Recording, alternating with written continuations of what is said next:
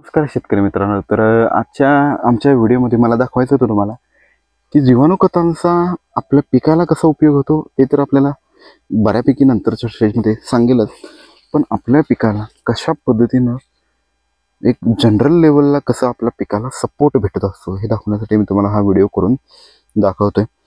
हा जो ऊस आहे तो कुठला ऊस आहे आणि कितव्या स्टेजमधला हे पण सांगतो तुम्हाला. ह्या ऊसाला नुकतंच आपण केले माती लावून घेतलेली आहे, लक्षात घ्या. 15 दिवस आधी आपण ह्याला माती लावून घेतली, त्यानंतर पाऊस पाणी सुद्धा ह्याला सोडलेलं आहे थोडक्यामध्ये. त्याच्यानंतर बघा सहज शेतामध्ये फिरायला आल्यानंतर माझं ऑब्झर्वेशन चालू होतं, मग त्याच्यामध्ये आपल्याला काय सापडलं, अशा पद्धतीचा हा ऊस सापडला. आणि कदाचित हा सगळीकडे असा नसेल हे मी मान्य करतो, पण ह्या स्टेजला बघा आपल्या ऊसाची वाढ काय चालू आहे हे तुम्ही ऑब्झर्व करू शकता.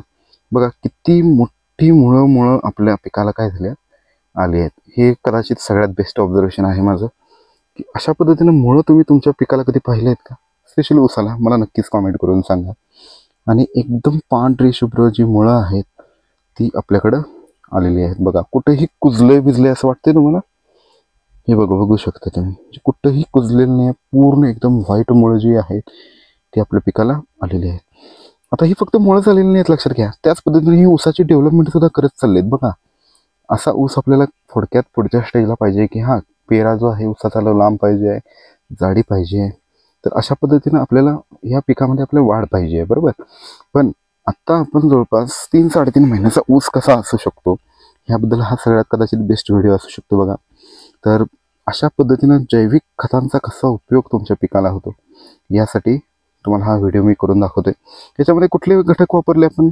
काही नाही, फक्त आपण काय वापरलं, ट्रायकोडर्मा वापरला, सुडोमोनास वापरलं आणि NPKचे जीवाणू.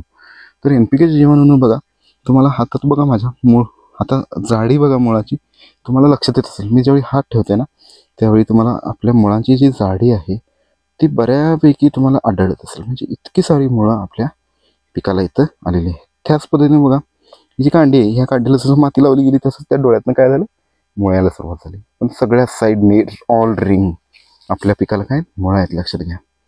कळलं तुम्हाला? म्हणजे थोडक्यामध्ये बघा जीवाणू खतांचा काय उपयोग तुमच्या शेतीसाठी होऊ शकतो हे मला काय वेगळं सांगायची गरज नाही.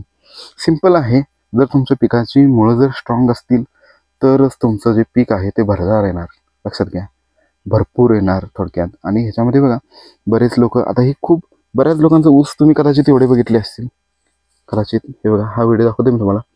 छोटे छोटे ऊस एकदम म्हणजे एवढ्या स्टेजला सुद्धा कधी कधी असं होतं की लास्ट टाइम पाऊस पडला भरपूर, लोकांचे एकदम छोटे ऊस सुद्धा असतील कदाचित.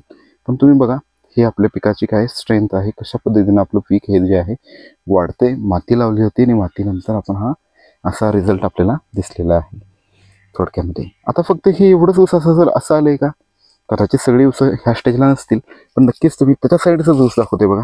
हे येत आहे आणि हे इथं दाखवते. म्हणजे ऑलरेडी बघा सगळीकडे जवळपास सेम प्रक्रिया जी आहे ती आपल्याकडे व्हायला चालू झालेली आहे असं म्हणू शकतं. त्याच पद्धतीने बघा हे बघितल्यानंतर तुम्हाला काय वाटतं नक्की सांगा. म्हणजे इतक्या पद्धतीने जोरदार पद्धतीनं आपल्या पिकाची वाढ चालू आहे हे मला फील व्हायला चालू झालं आहे. अजून एक जवळपास 15 ते 20 दिवसामध्ये ह्याच्यामध्ये भरपूर आपल्याला वाढ बघायला मिळणार आहे.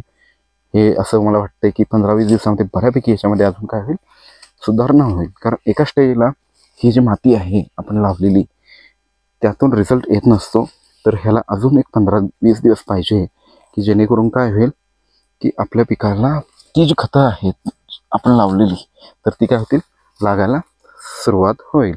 तर अशा पद्धतीने परत आपण ह्या सेम ऊसाचा व्हिडिओ आणू जेणेकरून बघू की हा काय आपल्या ऊसामध्ये फरक झाला, काय झालेला नाही आहे.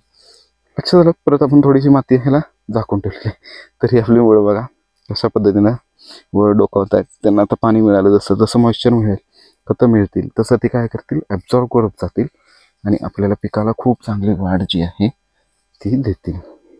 धन्यवाद.